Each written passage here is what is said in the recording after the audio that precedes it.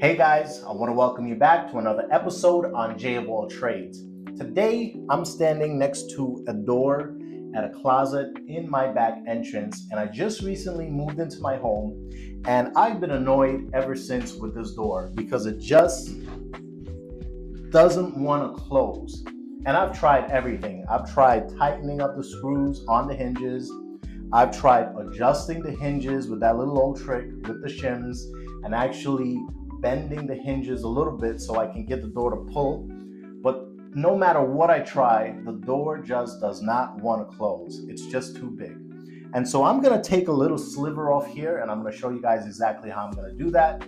Now keep in mind there are other methods of actually taking some of this door off, like using an electric planer or just sanding it down. But in my case, the difference is so large that I'm just gonna have to take a sliver off. First thing we're gonna do is we're gonna remove the entire door, and we're gonna do that by taking the screws out of these hinges. Before I do the harder method of removing the door, I'll show you the easiest way first, which is using a punch and a hammer to remove these pins right at the hinges. And once you remove all the pins, you'll be able to take the door right out. This method allows you to remove the door in seconds. Now, if you're doing it the harder way by removing these screws here at the hinges, the door is gonna wanna drop. So what I'm gonna do is I'm gonna put a little shim right here to help to hold the door up while I remove those screws.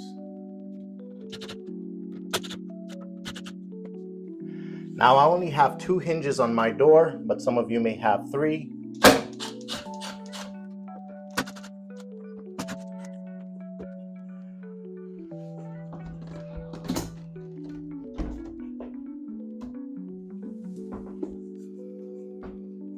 Before we do any cutting, you're going to want to remove all the hardware here because we're going to be cutting this side of the door.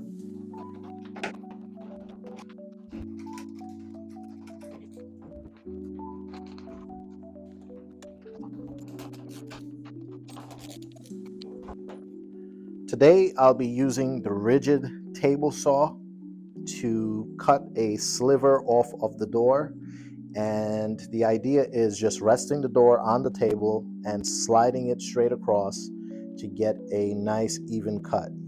Now I'm going to set this guide rail to 1/8 of an inch because I want to remove 1/8 of an inch off of the door.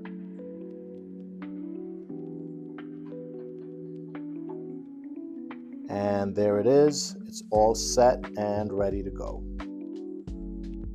And as you can see, that's a very close cut. And again, we're just taking a sliver right off.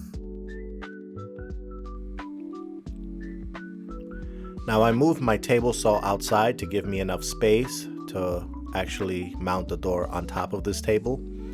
And when you're beginning this, you really want to just take your time and go very slowly. Make sure you're braced up against that guide. And even if it slips off a little bit or you feel like it's moving away, you could just move away and then go right back in, brace it up against the brace, and just continue. And this is one thing I love about table saws. Once you set that brace properly, it's able to just give you a nice clean cut, and you really don't have to fight with the saw. You just let the saw and the blade do all the work.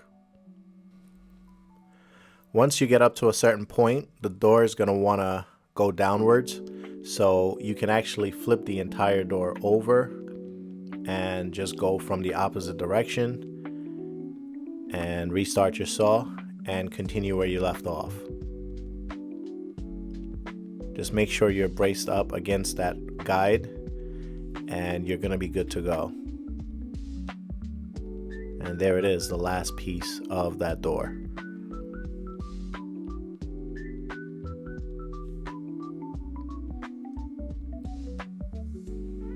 Now, if you take a look at this sliver right here, you're going to see just how much I removed. Not very much.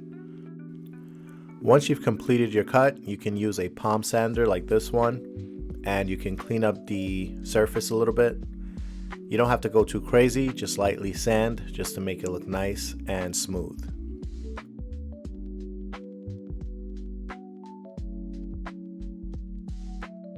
All right, guys, so we've got the door cut and we took that little sliver off, just about 1/8 of an inch or maybe slightly less.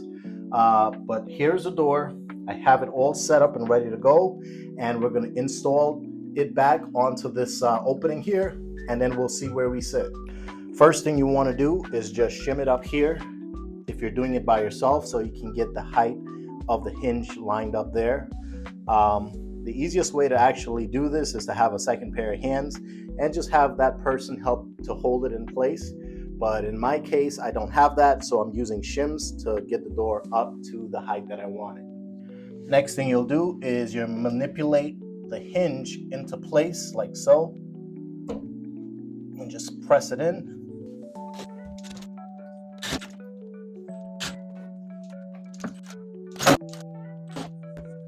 You can now remove the shim. Now we can size the door up and see where it lands. So before, we weren't able to close the door, and now we are able to fully close the door. As you can see, there's no jamming, and everything is going smoothly there.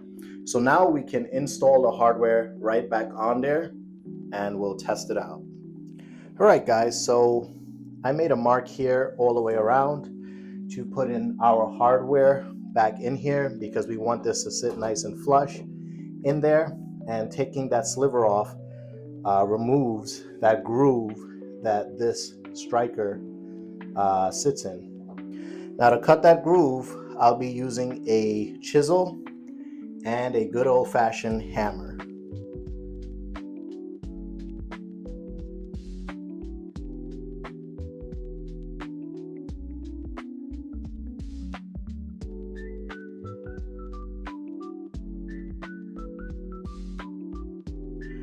Now, once you've got your groove in place there, you're gonna put the striker in and just make sure that everything is all good and that it's sitting nicely in there.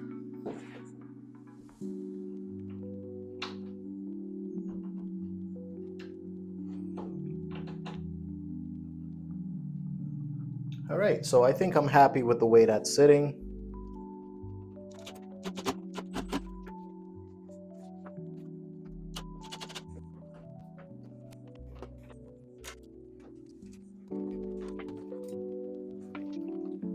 All right, guys, so we're ready to test this door out now. And that latches right away. And we have a nice continuous gap, as it should, all the way through. And with one hand, I'm able to push that and it latches right away. All right, guys, so we've completed this fix, and my door is able to open and close very easily. It latches very nicely, and it has a nice little gap, not too big, not too small, just right. So maybe this door just wasn't cut to the correct size to begin with, and it was just too tight. But as you can see, the door is flush and sits nicely. It's not leaning, it's not going to one side. So it just so happens that the door was just a little bit too big. All that's left to do now is just basically painting here, maybe sanding the face a little bit, and then painting there as well, and I'll be all set to go. So I want to thank you guys for joining me today. Please remember to like and subscribe to my channel so you can continue to get more videos like this one. And I'll see you guys on the next one.